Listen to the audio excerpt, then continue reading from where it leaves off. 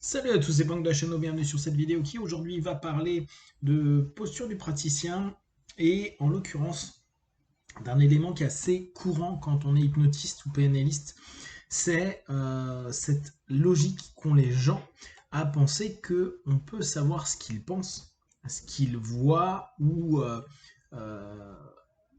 en gros projeter l'ensemble des idées qu'ils pourraient avoir ou les questions qu'ils pourraient nous poser. C'est d'autant plus intéressant que, vu que l'hypnose et la PNL sont souvent associées à une lecture du body language, à de la synergologie, à l'observation des micro-expressions, plus l'ensemble des attentions qu'on va porter vis-à-vis de la sémantique, puis potentiellement de tous les dialogues internes qui peuvent être exprimés au travers du paraverbal, on peut facilement avoir, ou donner plutôt l'impression, que on est à des Darren Brown en puissance. Alors déjà, tout le monde n'a pas le level de Darren Brown, petit 1.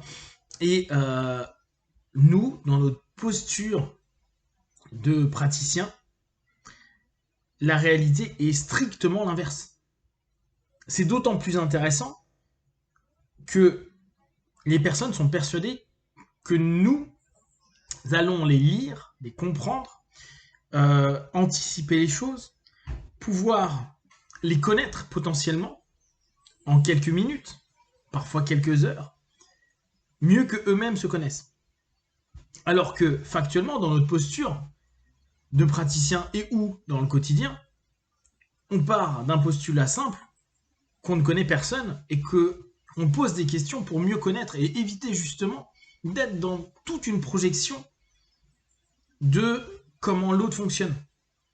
Par essence, on a besoin de créer des raccourcis, on fait tout le temps des distorsions, on fait des lectures de pensée si on reprend même des métamodèles, parce que déjà, ça nous fait gagner du temps, ça nous fait donc gagner de l'énergie, et il y a un côté où on ne fait pas s'impliquer trop la personne en face de nous, parce qu'on ne lui pose pas vraiment des questions, vu qu'on sait potentiellement les réponses, et on se biaise à mort, et on biaise potentiellement la personne en face, dans une posture que parfois il nous propose, et n'oubliez pas, ne vous laissez jamais mettre sur un piédestal, comme ne vous mettez jamais sur un piédestal.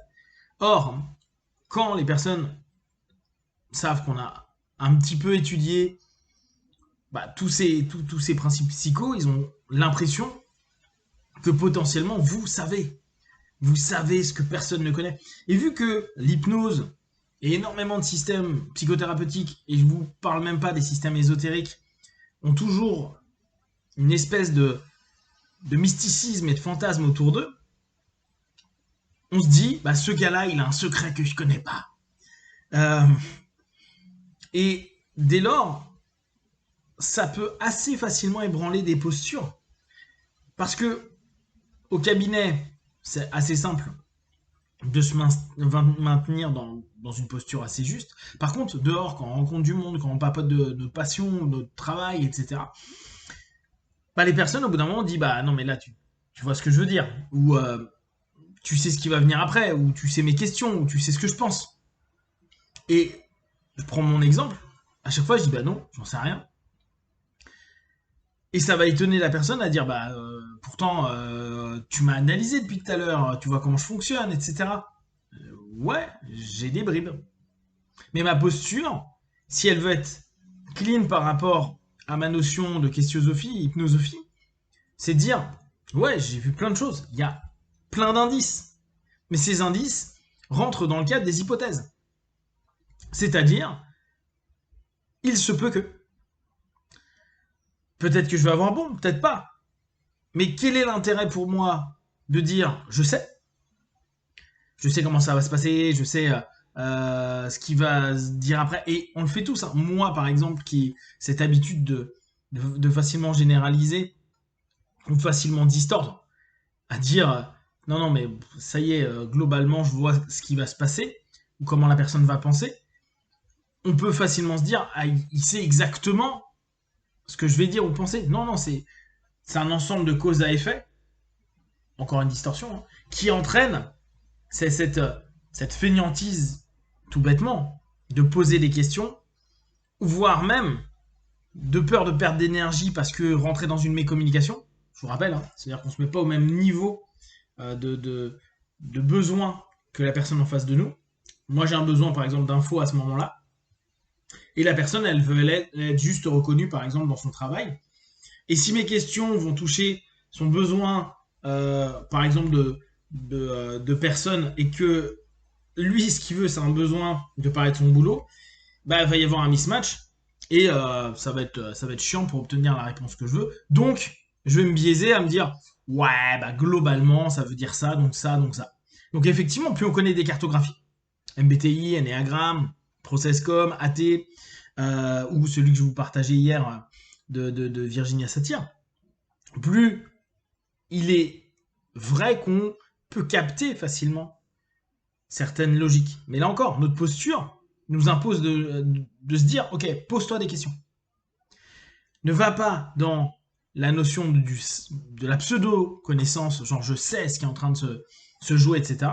Interroge. D'ailleurs, ce qui est très intéressant, c'est que quand on interroge, la personne, tu lui dis non, mais je ne sais pas ce que tu veux, dis-moi exactement ce que tu veux. La personne commence à nous proposer ce dont il voulait parler, et après on l'interroge dessus, et la personne va te dire au bout d'un moment, bah, je ne sais pas trop pourquoi, parce que, pour quelle raison, comment, etc. Et je trouve ça d'autant plus intéressant parce que tu dis, ah, moi donc, en te connaissant depuis 10 minutes, 1 heure, 10 jours, etc., je dois savoir ce que toi, tu n'es pas capable de me formaliser à cet instant précis par rapport à ce que tu es en train de penser dans cette situation-là. Ça fait beaucoup sur les épaules d'un seul homme. Alors, bien sûr, on peut s'amuser au travers d'un jeu de confusion, d'un jeu d'ambiguïté, de se faire passer pour la personne qui comprend, notamment avec un langage non verbal, mais ça va pas avec notre posture. Après, vous pouvez très bien décider de faire un peu l'escroc en mode je sais tout.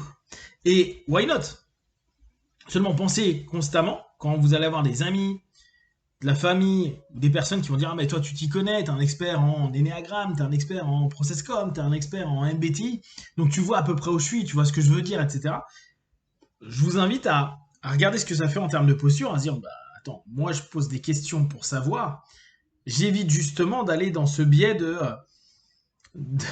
de faire style que je sais ce que je ne sais pas parce que tu me l'as pas validé. Donc je reste dans une hypothèse et je peux faire l'ensemble de mon discours et de mon dialogue au travers d'une hypothèse qui, ça se trouve, est complètement fausse, voire même qui, à un moment donné, devient un élément de suggestion potentielle si la personne, elle est, et là je mets un gros guillemet, fascinée par votre boulot, par ce que vous dites, parce que ça l'intéresse réellement, et dès lors, ce que vous dites a plus d'influence, vous allez contourner le facteur de jugement, et si tout ça n'est qu'hypothèse, et en plus hypothèse qui ne se vérifie pas, mais que la personne, par confirmation, par yes set, par trans, par accepte, bah il se peut que vous induisez des choses qui ne sont pas du tout vraies, et qui va valider comme étant vraies, et possiblement, après on ne connaît pas l'histoire des gens justement, pourrait le prendre comme une vérité. Alors, on pourrait se dire si c'est positif, pourquoi pas. Mais comme je vous en ai déjà fait part sur d'autres vidéos, on ne sait jamais si ce qu'on est en train de proposer est réellement juste, bon et positif pour la personne en face. On ne sait pas les conséquences que ça peut avoir. Vaut mieux, nous, dans notre posture, nous dire je suis en mode questiosophie, je vois des choses et je demande confirmation ou infirmation de ce que je suis en train de percevoir. Si vous avez des questions et des remarques partagées sur Facebook, YouTube, je répondrai le plus rapidement possible. Comme d'habitude, tout ce que je propose, ne prenez que ce qui est bon et juste pour vous. Testez, observez, analysez et concluez. P1. Ciao.